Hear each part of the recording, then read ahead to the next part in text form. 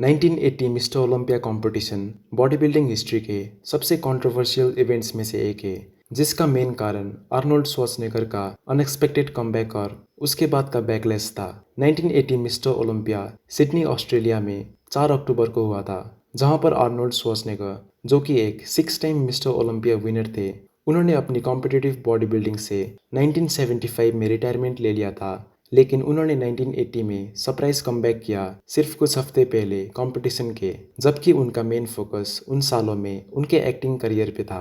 1980 mister Olympia के lineup में उस टाइम के कुछ टॉप बॉडी बिल्डर्स शामिल थे, जैसे 1977, 1978 और 1979 मिस्टर ओलंपिया चैंपियन फ्रैंक जेन, जो अपने एस्थेटिक और सिमेट्रिकल फिजिक के लिए जाने जाते थे।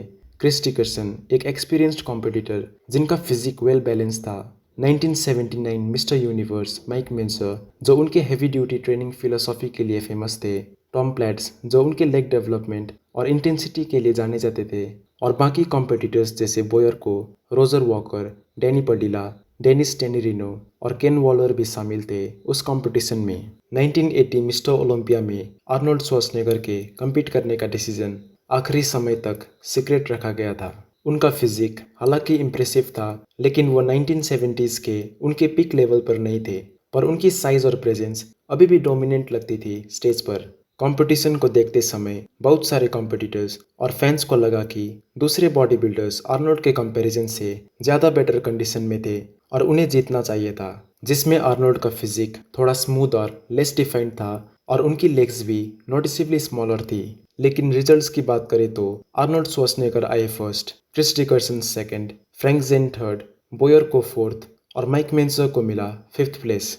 रिजल्ट्स के बाद 1980 मिस्टर ओलंपिया में जजिंग को लेकर काफ़ी क्रिटिसिज्म हुआ। बहुत सारे लोगों का मानना था कि आर्नोल्ड को टाइटल उनकी रेपुटेशन और आधार पर दिया गया, ना कि उनके स्टेज के एक्चुअल कंडीशन के बेस पर। डिफेंडिंग चैंपियन फ्रैंक जेन की बात करें तो उस साल के शुरुआत में वो एक इंजरी के शिकार हुए थे, जिसने उनके कंडीशन को अफेक्ट किया था।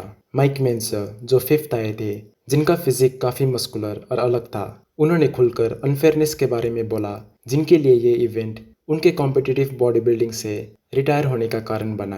क्रिस डिकर्सन और फ्रैंक जेन दोनों बॉडी बिल्डर्स एक्सीलेंट कंडीशन में थे, खासकर क्रिस डिकर्सन, जो टाइटल जीतने के लिए बिल्कुल रेडी थे।